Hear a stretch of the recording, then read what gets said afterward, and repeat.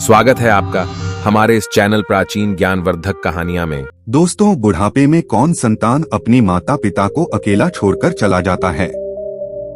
प्रिय दर्शकों, आज की हमारी यह प्रस्तुति बेहद खास है और आपको इसे पूरे ध्यान से एक बार जरूर देखना चाहिए। मित्रों, बूढ़े गिद्ध ने बताया कि बुढ़ापे में औलाद साथ क्यों छोड़ जाती है। आज का वीडियो बिना इस स्किप किए सभी को देखना चाहिए, क्योंकि बुढ़ापा तो एक दिन सभी पर आएगा। जो आज बालक है वह कल युवा बनेगा, परसों जवान होगा और आगे फिर बुढ़ापा स्वीकार करना ही पड़ेगा। चाहे कुछ भी कर लो, इसमें किसी की नहीं सुनी जाएगी। ऐसा नहीं है कि कोई व्यक्ति अधिक धनवान है तो वह कुछ रिश्वत दे देगा तो बुढ़ापा उस पर असर नहीं करेगा। ऐसा नहीं है कि कोई बड़ा बहादुर है, लोग उससे डरते हैं तो बुढ़ापा भी उसके डर से उसके पास नहीं जाएगा। चाहे कोई ज्ञानी हो, धनी हो या बुरी हो, सबके सारे हुनर धरे के धरे रह जाएंगे जब बुढ़ापा आपके ऊपर आएगा तब। इसलिए यह जानकारी सबको ध्यान से सुननी चाहिए। इस वीडियो से पता चलेगा कि औलाद बुढ़ापे में साथ क्यों छोड़ जाती है। इस बात को समझने के लिए हमें इस कहानी को ध्यान से सुनना चाहिए। मित्रों, किसी जंगल में एक बड़ा भारी बरगद का वृक्ष था। उस वृक्ष पर हजारों भांत भांत के पक्षी दिन भर किलोले करते रहते थे, या यूं कहिए कि पूरे जंगल के पक्षी उस बटवृक्ष पर विश्राम करने के लिए जाते रहते थे। कुछ पक्षियों का तो वह वृक्ष स्थायी निवास स्थल था।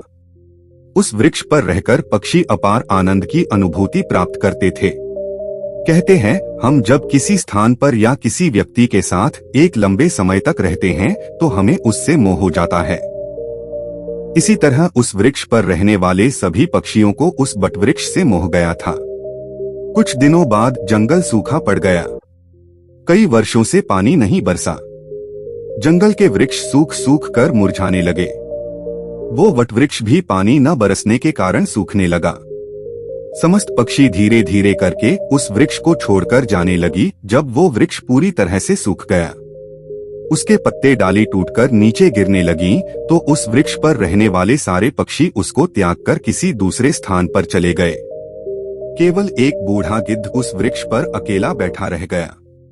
उसने देखा कि वृक्ष पर रहने वाले सारे पक्षी एक एक करके वहां से जा चुके हैं।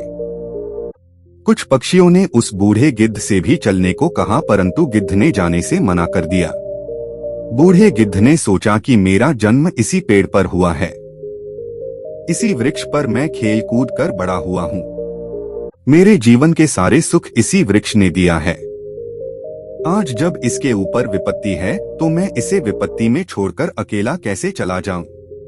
इस वृक्ष ने मुझे पाल पोष कर बड़ा किया है, दुख सुख में मेरा साथ दिया है। मैं इस वृक्ष का ऋणी हूँ।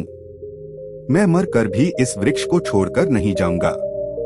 वे लोग बड़े खुदगर्ज होते हैं जो अपने माँ बाप को बुढ़ापे में छोड़कर चले जाते हैं या परदेश में रहकर सुखपूर्वक जीवन यापन करते हैं। घर पर अपने बड़े जनों को भूल जाते। ऐसी संतान के लिए अधिकार है जो अपने माँ बाप के बुढ़ापे का सहारा नहीं बनते। सोचो, जब तुम असहाय थे तब तुम्हारे माँ बाप ने तुम्हारा साथ छोड़ा था। जब तुम बीमार हुए थे तब वे तुम्हें छोड़कर कहीं गए थे क्या? जब तुमने किसी से झगड़ा किया और तुम संकट में पड़ गए थे तो क्या तुम्हारे माँ बाप ने तुम्हें अकेला छोड़ा था? जब उनके मन में किसी अच्छी चीज को खाने की इच्छा उत्पन्न हुई थी तब उन्होंने वो चीज तुम्हें छोड़कर कभी अकेले खाई थी क्या? आज वे बूढ़े हो गए तो तुम्हें उनसे घृणा होने लगी। तुम्हारे लिए उन्होंने इतना किया, तुम उनके लिए इतना भी नहीं कर सकते कि उनके बुढ़ापे की लाठी बन जाओ। प्रिय दर्शकों, बूढ़े गिद्ध ने मरते दम तक वृक्ष का साथ ना छोड़ने की कसम खाई। कुछ दिन और बीते तो वह वृक्ष बिल्कुल जर्जर हो गया, लेकिन गिद्ध फिर भी उसे छोड़कर नहीं गया। दिन में थोड़ा इधर उधर घूमकर अपना भोजन जुटा लेता था और शाम होने पर उसी सूखे हुए वृक्ष पर आकर बैठ जाता था। इसी तरह से कई रोज बीत गए जो पक्षी उसे छोड़कर दूसरे स्थान पर चले गए थे। उन्होंने सोचा कि गिद्ध काका अभी भी उसी सुखी वृक्ष पर बैठे रहते हैं। क्यों न हम सब मिलकर उनके पास चलेंगे और उन्हें समझा बुझाकर अपने पास बुला लाएं। यही सोचकर कुछ पक्षी बूढ़े गिद्ध के पास गए और उन्हें अपने साथ चलने का आग्रह किया। कहने लगे, गिद्ध काका तुम कहाँ इस सूखे हुए वृक्ष पर बैठे रहते हो? इस वृक्ष का जीवन खत्म हो चुका है। मरे के साथ में मरना कहाँ की समझदारी है? कहते हैं वही जीव का श्रेष्ठ है जिसमें धर्म की हानि ना हो। वही देश श्रेष्ठ है जहाँ कुटुंब का पालन हो सके। ये वृक्ष बिल्कुल जर्जर हो गया है। दीमक इसे रात दिन चलाई जा रही है। किसी दिन हवा के तेज झोंके के साथ यह गिर जाएगा। फिर तुम कहाँ जाओगे? विद्वान लोग कहते हैं कि शत्रु, कर्जा, अग्नि, बीमारी, इन चारों को समय रहते दवा देनी चाहिए।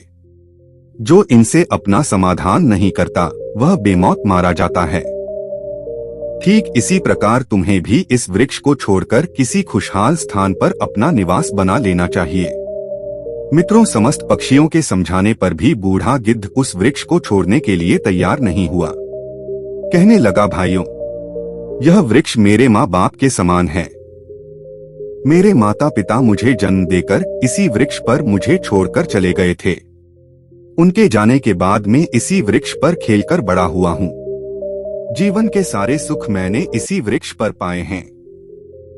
बचपन से लेकर बुढ़ापे तक का सफर मैंने इसी वृक्ष पर तय किया है।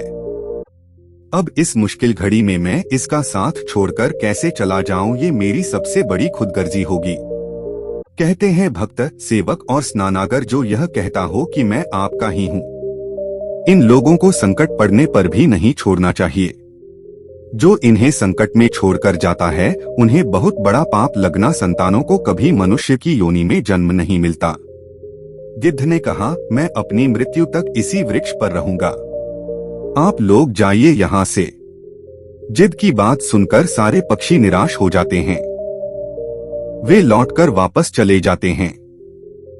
कुछ तो कहने लगे, भैया इस बूढ़े के साथ साथ इसकी बुद्धि भी सठिया गई है, इसलिए उसे हमारा समझाना अच्छा नहीं लगता।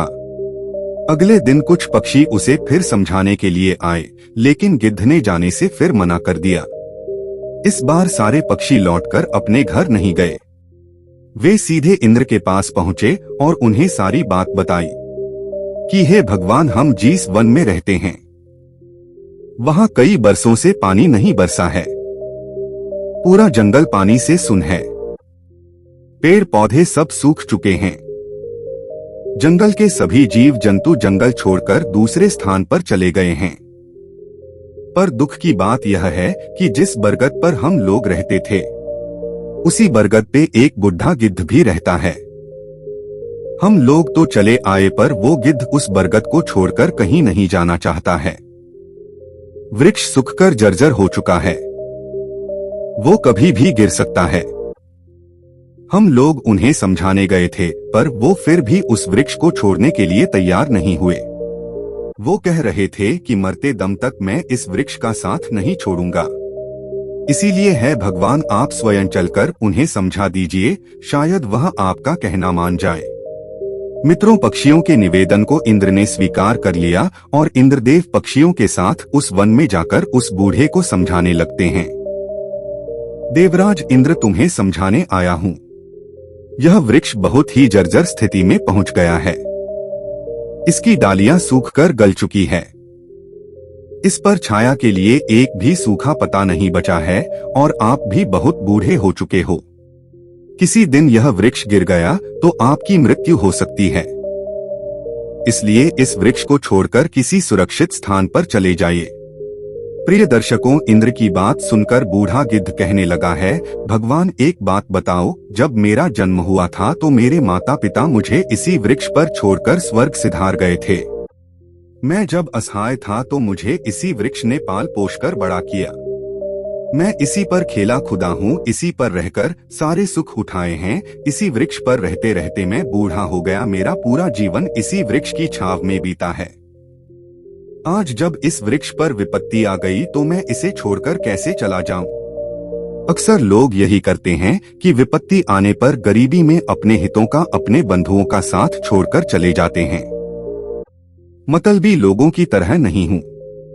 मैं मरते दम तक, आखिरी सांस तक अपने माता पिता के तुल्य इस वृक्ष का साथ निभाऊंगा।